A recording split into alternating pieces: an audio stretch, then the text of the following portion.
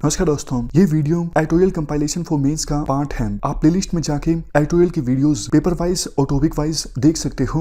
और अगर आप दिसंबर 2019 के बाद की वीडियोस को देखना चाहते हो तो वीडियो के नीचे मौजूद ज्वाइन बटन की सहायता से आप मेंबरशिप को ज्वाइन कर सकते हो।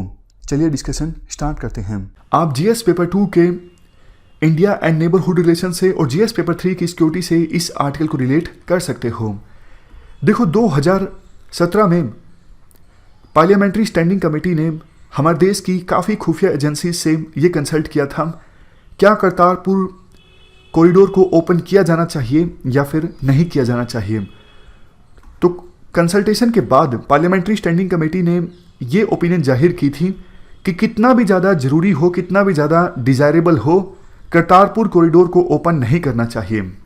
लेकिन बावजूद इसके सरकार ने हाँ भर दी करतारपुर कॉरिडोर को ओपन करने के लिए। देखो, कुछ लोगों का कहना है ये बर्लिन की दीवार गिराने के समान है, दोनों देशों के बीच रिश्ते अच्छे होंगे, लेकिन ऐसा कुछ नहीं होने वाला है, क्योंकि ऑब्जेक्टिव्स जो थे इंडिया के और पाकिस्तान के वो अलग अलग थे। इस कॉरिडोर को ओपन करने के लिए हमारे देश में ये कॉरिडोर ओपन करने का जो निर्णय लिया गया, इसमें देखो फेद को ऊपर रखा गया और पॉलिटिकल कैलकुलेशंस भी थी। और पाकिस्तान ने इसलिए इस कॉरिडोर को ओपन करने का निर्णय लिया क्योंकि वो इंडिया के ऊपर एक लिवरेज रखना चाहते थे और खालिस्तान एजेंडा को प्रमोट करना चाहते थे। तो देखो, जब दोनों देशों के ऑब्जेक्टिव्स अलग अलग होंगे इस कॉरिडोर को ओपन करने के लिए, तो कैसे ये कॉरिडोर जो है वो गुडविल इस्टेब्लिश कर सकता है। अब नेक्स्ट इशू ये आता है, क्या इस कॉरिडोर से हमारी जो सिक्योरिटी है वो कॉम्प्रोमाइज हो सकती है। इसका आंसर है यस। इसीलिए पार्लियामेंट्री स्टैंडिंग कमेटी ने यह कहा था कि इस कॉरिडोर को नहीं ओपन करना चाहिए, चाहे कितना भी डिजायरेबल हो। मैं आपको देखो छोटा सा एग्जांपल देता हूं। हजारों लोग जाएंगे डेली हमारे देश से करतारपुर साहिब गुरुद्वारा में विजिट करने के लिए। अगर देखो वहां पर खालिस्तान इशू से संबंधित कुछ एडवर्टाइजमेंट होने लगता है, जैसे देखो सिंपल सी बात है, 4-5 बैनर लगा दिए जाएं, कुछ एडवर्टाइजमेंट की सामग्री रख ली जाए और एक पर्सन वहां पर नोटबुक और पेन लेके बैठा हो, तो हमारे देश से जो लोग जाएंगे कुछ ना कुछ तो जरूर उस एडवर्टाइजमेंट शॉप की तरफ आकर्षित होंगे। तो वहां पे जो पर्सन बैठा होगा तो वो पूछेगा, क्या आप खालिस्तान काज के लिए कुछ करना चाहते हो, आप अपना नंबर दे दीजिए। बाद में देखो वो लोग तो इंडिया आ जाएंगे, लेकिन फोन करके उनको कोशिश की जाएगी और ज्यादा एंकरेज किया जाए खालिस्तान इशू की तरफ काम करने के लिए, मतलब उनको रेडिकलाइज करने की कोशिश की जाएगी। पाकिस्तान इन सब एक्टिविटीज को प्रमोट कर सकता है, इसीलिए सिक्योरिटी एजेंसीज ने कहा था कि आप इस कॉरिडोर को ओपन मत कीजिए। तो आर्टिकल में कहा जाता है नेशनल सिक्योरिटी को नीचे रखा गया और फेथ को ऊपर रखा गया और उसी के बेस पे ये फैसला लिया गया कि कॉरिडोर को ओपन कर दिया जाए। इसके अलावा देखो, अब होगा क्या, कोई भी आतंकवादी घटना होगी तो उसके बाद फिर से मांग उठने लगेगी कि इस कॉरिडोर को बंद कर दिया जाए। लेकिन अब कॉरिडोर को बंद करना आसान नहीं होगा। जब तक देखो स्टार्ट नहीं हुआ था तो ठीक है, मतलब पाकिस्तान अलाउ नहीं कर रहा है और गुरुद्वारा की सिग्निफिकेंस काफी ज्यादा है, दुख होता था। लेकिन देखो कॉरिडोर बन चुका है, अब कॉरिडोर को बंद करना मुश्किल होगा। इससे बल्कि सिखों की जो सेंटिमेंट्स हैं वो ज्यादा हर्ट होंगे कि बने बनाए कॉरिडोर को बंद कर दिया गया है। तो पाकिस्तान के पास ज्यादा लिवरेज होगी, समझ गए। चलो ठीक है, आतंकवादी घटना हो जाती है और हम कॉरिडोर को बंद करने का निर्णय लेते हैं, तो पाकिस्तान की तरफ से स्टेटमेंट्स आने लगेंगी कि इंडिया जो है नहीं चाहता कि सिख इस गुरुद्वारा में आए, इसलिए इंडिया ने इस कॉरिडोर को बंद कर दिया है। तो ये चीज भी अच्छी नहीं होगी।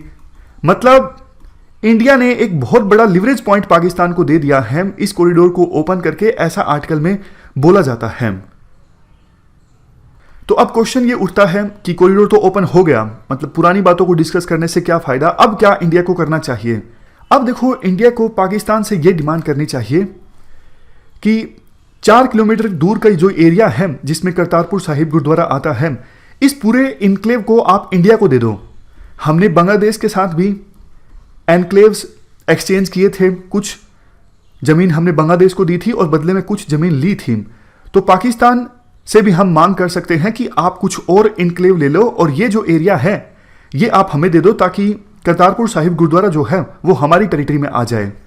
अब देखो, ये तो क्लियर है कि पाकिस्तान आउटराइटली इस मांग को रिजेक्ट कर देगा, क्योंकि पाकिस्तान प्रेशर बना के रखना चाहता है इस कॉरिडोर की सहायता से इंडिया के ऊपर। लेकिन फिर भी इंडिया को डिमांड जरूर करनी चाहिए ताकि थोड़ा तो इंडिया पाकिस्तान के ऊपर प्रेशर क्रिएट कर सके। और वैसे देखो, कुछ एक्सपर्ट्स के द्वारा ये बोला जाता है क्या फोर्स की सहायता से इस एनक्लेव को लिया जा सकता है। देखो, ये पॉसिबल नहीं है। एक बड़े स्केल पर वार की संभावना पैदा हो सकती है अगर फोर्स की सहायता से इस एनक्लेव को इंडिया लेने की कोशिश करेगा। लेकिन फ्यूचर में देखा जाएगा कि कैसे इक्वेशन इमर्ज होती है इंडिया और पाकिस्तान के बीच। इस एनक्लेव के एडमिनिस्ट्रेशन को लेके इंडिया को अलर्ट भी रहना चाहिए कि करतारपुर साहिब गुरुद्वारा में पाकिस्तान कोई ऐसी एक्टिविटी ना करे जिससे खालिस्तान जो एजेंडा है वो प्रमोट होता हो। देखो, 2016 से पहले 10 साल की बात करें, मतलब 2006 से लेकर 2016 की बात करें, तो खालिस्तान से संबंधित एक्टिविटीज बिल्कुल ना के बराबर थी। लेकिन पिछले 3 सालों में देखा गया है कि कुछ जो एक्टिविटीज हैं, मतलब इतनी ज्यादा नहीं है, लेकिन कुछ कुछ एक्टिविटीज होने लगी हैं। खालिस्तान से संबंधित एलिमेंट्स ने लो स्केल का बॉम्ब ब्लास्ट भी किया पंजाब में, और आरएसएस के कुछ लोगों की हत्याएं भी करवाई गई ताकि माहौल खराब किया जा सके पंजाब में। और पाकिस्तान ये सब करवा रहा है। पाकिस्तान के मिनिस्टर्स की स्टेटमेंट्स आप देख लीजिए, बार बार वो खालिस्तान के इशू को प्रमोट करने की कोशिश कर रहे हैं। मतलब ये है कि पाकिस्तान अपने प्रोक्सीज की सहायता से खालिस्तान इशू को फिर से रिवाइव करना चाहता है। इसीलिए सिक्योरिटी एजेंसीज ने कहा था कि आप इस कॉरिडोर को मत ओपन होने दीजिए, लेकिन ऐसा नहीं हो सका। इस डिस्कशन में फिलहाल इतना ही है। Thank you very much for discussion.